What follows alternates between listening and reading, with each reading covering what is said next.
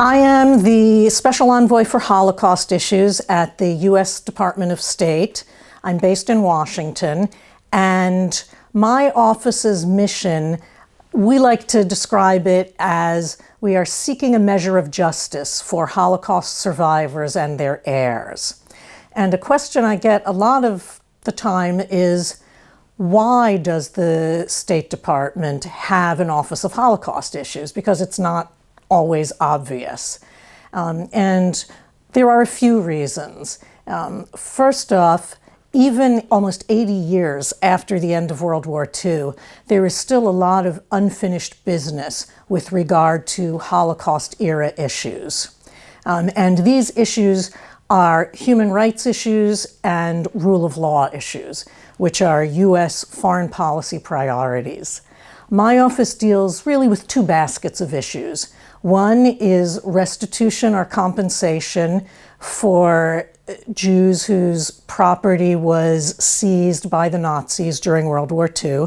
And the other basket of issues is supporting accurate Holocaust commemoration and education. And I can talk very briefly about each of those issues. Restitution and compensation really is trying to encourage European countries to put in place mechanisms or pass laws that enable individuals and Jewish communities to file claims or get back property that was seized during World War II. And these days, again, almost 80 years after the end of World War II, for many, perhaps most survivors and their heirs, a lot of this is symbolic or an acknowledgement. Restitution or compensation is really an acknowledgement that a survivor's grandparents or great-grandparents lived in that town and were a part of the fabric of the society. They were part of that community. It's an acknowledgement that, yes, this building was my great-grandfather's tailor shop, or this house did belong to my great-aunt. And I've had survivors tell me that it's that acknowledgement that they were part of the society that is really so important to them. It's something that they really want to hear. So working to encourage countries to put processes in place to enable some kind of compensation or restitution is one piece.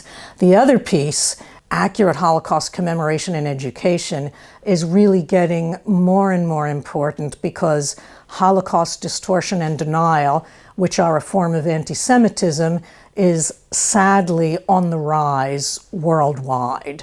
And so working with foreign countries, working with civil society groups, working with schools, universities, to encourage innovative ways to teach the Holocaust and encourage, ways that people, students, adults, everyone can learn to identify and counter Holocaust distortion and denial is hugely important.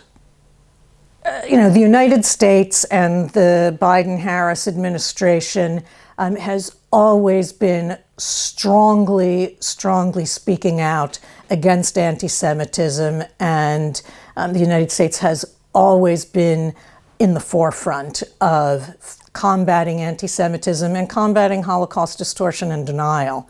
And so the Biden administration right now is in the process of creating the United States' first national strategy to counter anti-Semitism.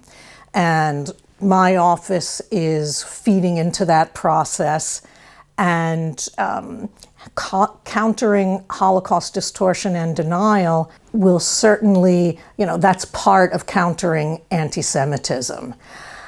And I want to add that the idea of countering Holocaust distortion and denial has become much more timely now that we see Russia's aggression against Ukraine, and the way President Putin is using Holocaust distortion to justify his war of aggression in Ukraine. Putin and his foreign minister Lavrov say that Ukraine needs to be denazified. Ukraine is a democratic country with as it happens, a Jewish president. It is not a country that needs to be, quote, denazified, unquote. But this kind of Holocaust distortion is becoming ever more common. So we see it in these false justifications for Russia's war against Ukraine. We also see Holocaust distortion in, we saw it in some of the COVID-19 protests. For example, people who were opposed to vaccinations were wearing yellow stars that said, anti-vax, and people in the United States and here in Europe were comparing the requirement to get vaccinated against COVID with restrictions and persecutions of the Jews during World War II. And it seems crazy to have to say this, but not being able to enter a restaurant because you haven't been vaccinated against COVID is not at all parallel to or the same as being rounded up, deported, and murdered by the Nazis during World War II. And so that kind of false equivalence is Holocaust distortion. It trivializes the experience of the Holocaust. It trivializes the gravity of what happened during the Holocaust, and it trivializes the experiences of the survivors. And it's something that we all need to speak out against and stand up against. Countering any kind of hate speech, and that includes countering Holocaust distortion and denial, is always a challenge. I think one of the most important things that people can do is, first of all, to speak out. When you hear something that is offensive, when you hear something that is insulting, it's always easier to walk away, and it's hard to speak up. So if you can, speak up then and there. If you can't speak up then and there, go talk to the person who was being criticized, or who was being, who was hearing something offensive directed at them, and tell them that, you heard it and you support them and you don't agree. Because sometimes just hearing from someone else that they heard it and they are with you is helpful. And the other thing that we all need to do is do better at critical thinking. We need to improve our education so that students and adults know how to differentiate between disinformation, false news and false information, and what's true. And that's crucial for countering Holocaust distortion and denial and all kinds of disinformation. So Holocaust education is important not only for studying the facts of the Holocaust. It's important to study the Holocaust in and of itself because it was really a watershed moment in human history when fundamental human values were challenged. So it's important to study that, to really try to understand what happened, and to understand that genocide, that atrocities do not fall from the sky, as Marian Tursky, a 97-year-old Polish Holocaust survivor, has famously said. The Holocaust did not suddenly appear and fall from the sky. The Holocaust was a series of incremental steps, a series of restrictions and persecutions that were imposed on the Jewish populations of Germany, Austria, and all of the occupied countries of Europe, bit by bit. First, Jews were not allowed to go to the same schools, sit on the same park benches as non-Jews, shop in the same stores. Then they were all forced to live in one area, in a ghetto. It's the drip, drip, drip, little by little, things got worse and worse. And so part of Holocaust education is understanding that genocides, atrocities, are a process and maybe can be challenged in the future or even prevented if we are able to identify them and take action early enough. The other important piece of Holocaust education is not just learning about the facts of the history, but also teaching tolerance to students, because teaching tolerance and respect for others is something that will pay dividends, in all kinds of areas. And, it was, fear of the other and hatred of the other that was, one of the fundamental things that contributed to the Holocaust. And so, improving all of our understanding of people who are different than us I would hope can contribute to all of us having more tolerance and more understanding of those who are different. And then the question of what happens as Holocaust survivors inevitably, their numbers diminish. Even the youngest Holocaust survivors today are in their late 70s and early 80s.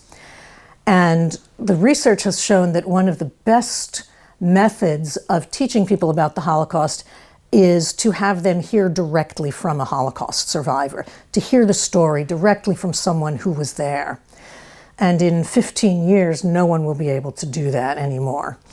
So there are, of course, many, many videos, taped testimonies of Holocaust survivors.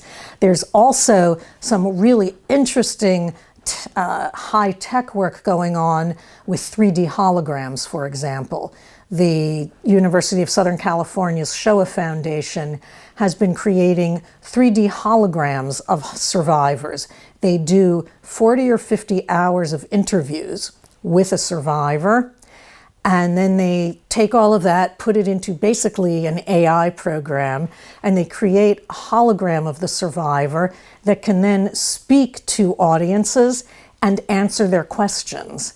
And I have to admit, when I first heard about this, it sounded a little bit creepy to me. But I have seen it, and I have seen that audiences react really well to it, because it is a way of continuing to have at least a somewhat more direct kind of interaction with the survivor even after they're gone. Collaboration with Austria is hugely important in Holocaust issues. First of all, we have a Fulbright program where we bring scholars of the Holocaust or teachers who focus on teaching the Holocaust over to the United States, and where we have U.S. scholars come over here to Austria for a year to exchange research and information and best practices. And then we also have wonderful collaborations, for example, between the U.S. Holocaust Memorial Museum and the Mauthausen Memorial. I was at the signing of an agreement last year, in November of last year, between the director of the Mauthausen Memorial and the U.S. Holocaust Memorial Museum, where they agreed to work together on digitizing the hundreds of thousands of original documents that the Mauthausen Memorial holds.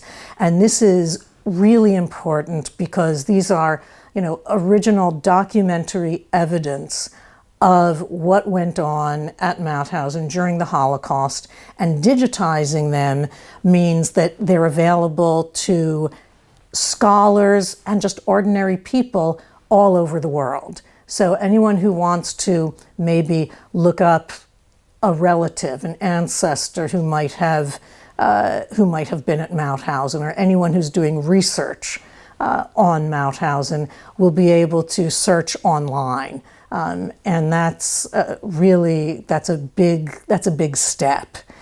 So these are just a couple of the kinds of collaborations that we work on with Austria, and We are always looking for more opportunities to collaborate, and I personally work with my Austrian colleagues very closely, including Hannah Lessing, who is the head of the National Fund here in Austria that works with Holocaust survivors and caring for Holocaust survivors.